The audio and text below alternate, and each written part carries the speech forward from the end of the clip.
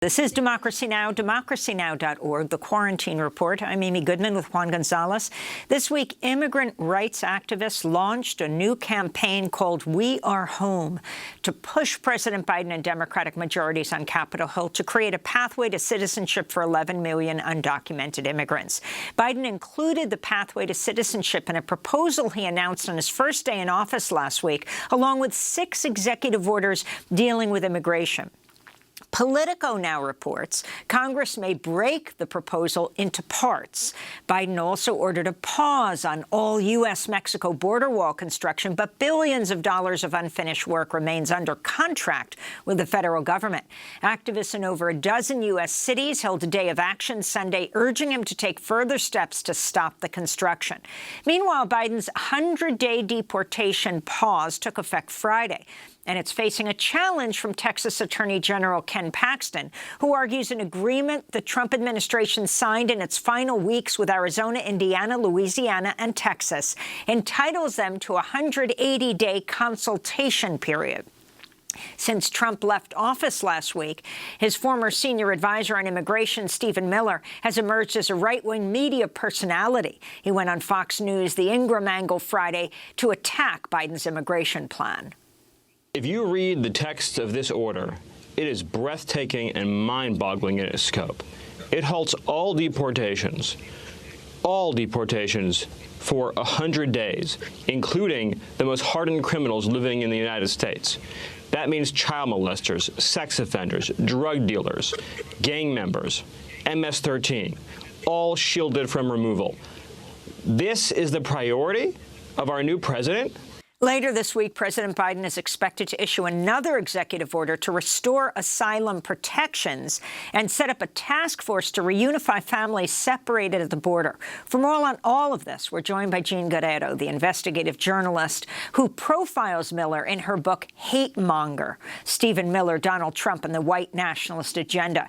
She just published an op-ed this past weekend in the New York Times that's headlined, 3 million people were deported under Obama. What will Biden do about it?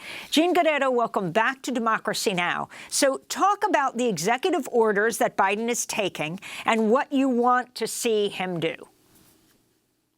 Right. So far, we've seen him reverse a lot of the actions that Trump took, ending the Muslim ban, reviving DACA, and, stopping the border wall construction. But in many ways, his plan sort of goes back to policies and approaches that we saw under the Obama-Biden administration. He talks about prioritizing serious criminals for deportation and maintaining family unity. This is something that we saw Obama profess that he was doing. He talked about targeting felons, not families. But as you mentioned, under the Obama administration, we saw more than 3 million people deported.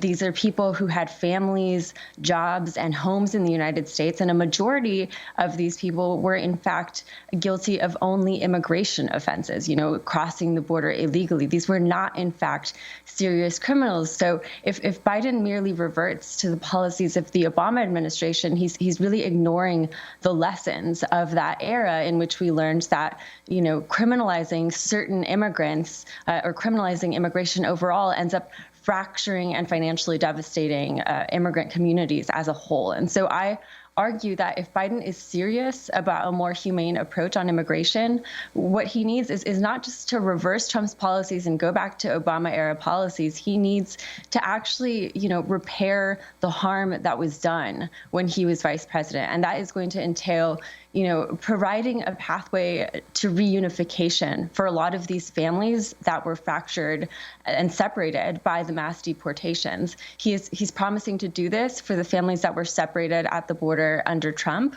Those separations caused a lot of outrage in America and created a sort of amnesia for what had happened under Obama. And I believe he needs to provide the same sort of pathway to reunification for some of these families, as well as the mental health services that he is promising for the trauma that was caused to the Trump-separated families.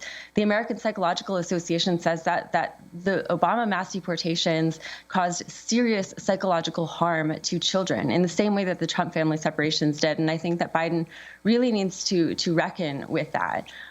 He really needs to reckon with the mistakes that were made when he was vice president. And Jean Guerrero, I wanted to ask you about Biden has said that he has a plan that would establish a $4 billion program to assist El Salvador, Guatemala, and Honduras in reducing the poverty, crime, and conditions that drive people to the U.S. But now I haven't done the exact math, but I'm pretty sure that $4 billion doesn't even compare to the amount of money the United States in real dollars gave to the Central American governments during the civil wars back in the 80s in military aid. Do you think that that's a sufficient amount to be able to address some of the deep problems that exist that drive people to come to the United States? No, it's certainly not enough, and especially if there's not, accountability and transparency in how that money is spent.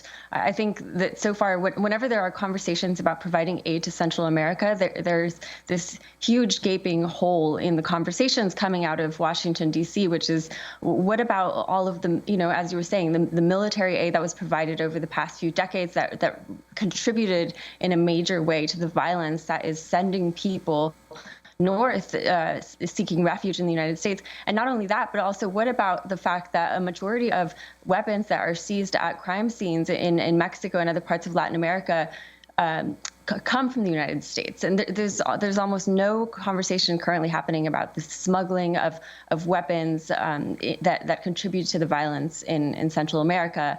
And I think that's something that Biden also needs to do something about.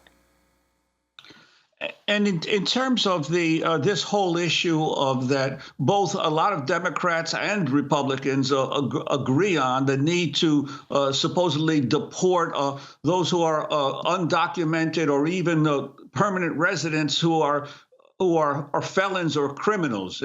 And you write about in your book about your bisabuelo, in a recent article, No Country for Brown Sinners, you wrote, quote, that your bisabuelo was one of the bad ones, not one of the model Mexicans you're supposed to care about, the ones whose stories some people cherry pick to tug at your heartstrings. What about this issue of people making mistakes, whether they're citizens or undocumented or permanent residents here in the United States? Right. So this is very important because over the decades, we have had these very violent immigration policies and this militarization of the border based around the idea of the bad hombre. For Obama, it was quote unquote felons, not families. For Trump, it was, he was going after alleged criminals and rapists and bad hombres, not the good people that occasionally come across, according to him. So this story of the bad hombre has been weaponized over the decades to punish entire immigrant communities, by contrasting the quote unquote bad hombre with the quote good immigrants who work unnaturally hard and never break any rules. Essentially what politicians are doing is they're reducing immigrant lives to caricatures who can be exploited and expelled from the country. And so I think it's very important that we be very careful about the narratives that are being used both in the media as well as, by politicians. I personally, come from a lineage of so-called what would be considered quote unquote bad hombres. My father is an immigrant from Mexico who struggled with substance abuse, which is the subject of my first book, a cross-border memoir. And so for me, this is personal. He's my father is the type of non-white person who is devalued and dehumanized by immigration narratives and policies, whether it's Trump's bad hombres or Obama's quote-unquote felons, not families. And this is something that I noticed contributed to the apathy of people in regards to Obama's mass deportations. People thought, oh, well, these are bad guys. We don't, most of these were men, and people just kind of shrugged that they didn't have to be in the country. But I spoke to a lot of these people. I documented their skeletons in the border desert after they died trying to be reunited with children in the United States. These are men whose only crime was being in the United States illegally, having looked for a better life for their families. And so I think that Biden needs to be very careful about the narratives that he's using. Right now, he's sort of falling into that same trap where he's saying, my immigration policy is about prioritizing serious criminals. But what that does is it sort of like marries the concept of immigration in the public imagination with the concept of criminality. And that is something that we as a country really need to walk away from, because it contributes to a lot of the hatred and the resurgence of white supremacy that I document in my book, Hate Monger, where people just begin to associate people who come here, whether they're refugees or asylum seekers or immigrants, they associate them with criminality. And that's simply not the case. Immigrants are less likely to commit crimes than native-born people, according to, practically every study that has been done on this issue. Jean, you write in your New York Times op-ed about how an immigrant from Guatemala, Lucia Kiech, attended the 2016 Democratic presidential primary debate with her 5 children who had not seen their father since he was deported 3 years earlier under President Obama. She asked the candidates about their position on deportations and family reunification. This is what she said. I want to ask you a question. I have a deep pain. Me and my children have a deep pain because my children's father was deported for not having a license. He was a hard-working man.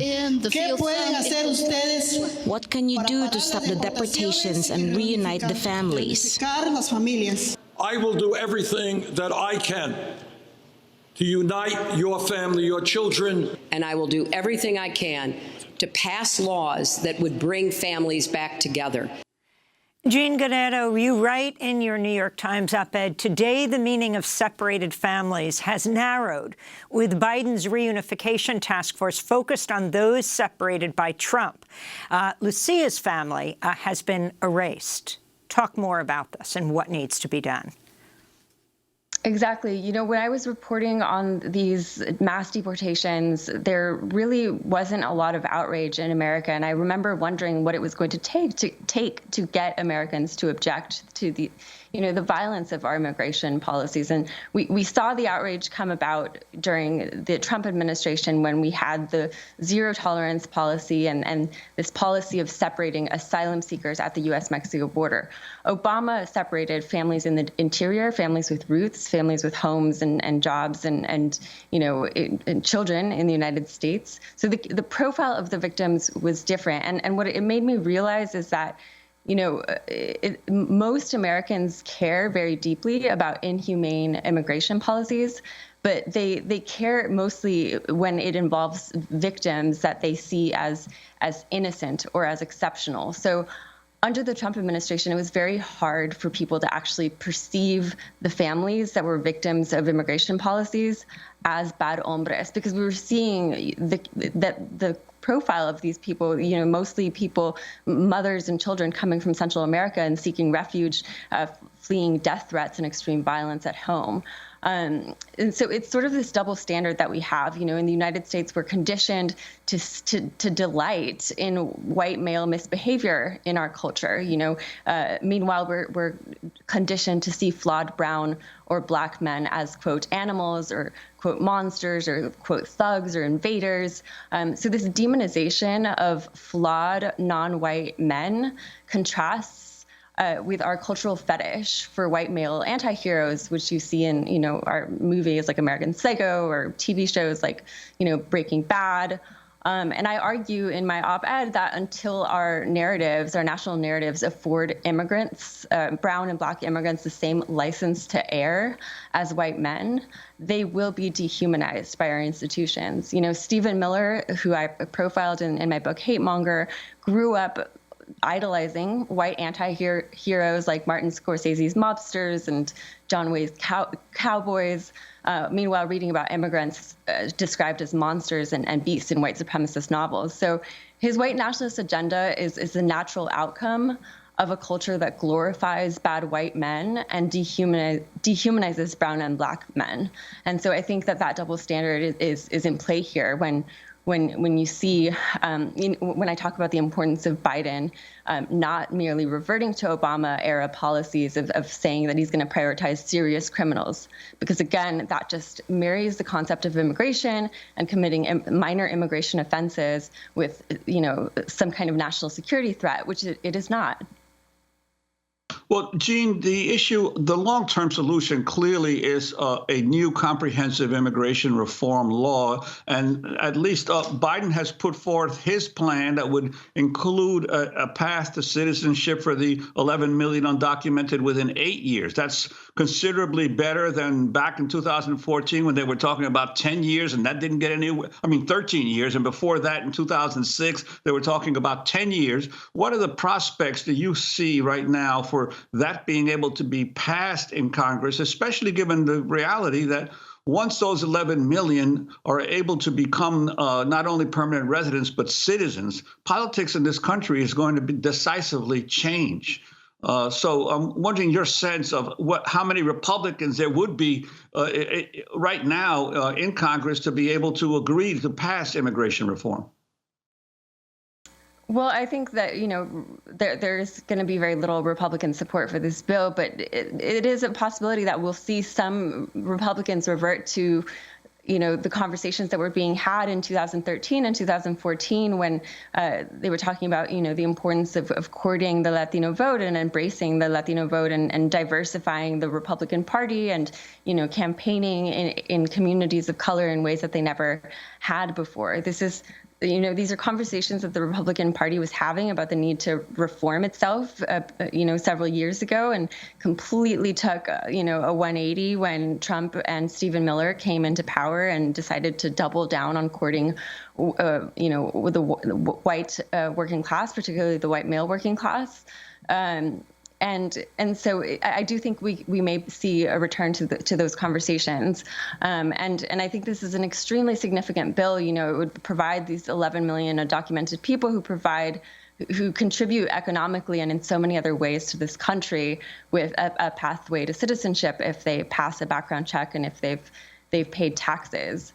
One way that I think that it could go a lot farther than what has so far been proposed is, Congresswoman Pramila Jayapal, she is planning to introduce this resolution that, completely rejects the quid pro quo framing of previous immigration reform efforts. So instead of offering protections in exchange for increased militarization, it completely rejects that. And it says, we need to dismantle the deportation machine completely and completely decriminalize immigration instead of deporting everyone here who is here illegally or who has committed a minor offense like driving without a license, like Luciaki's husband.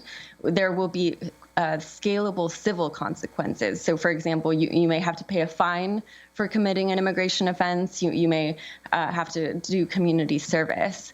So it also provides a pathway to reunification for any families that have been separated by the U.S. government, regardless of who separated them, because this resolution is driven by a respect for human rights rather than political considerations. And I think that's one way in which the Biden administration can go a lot farther.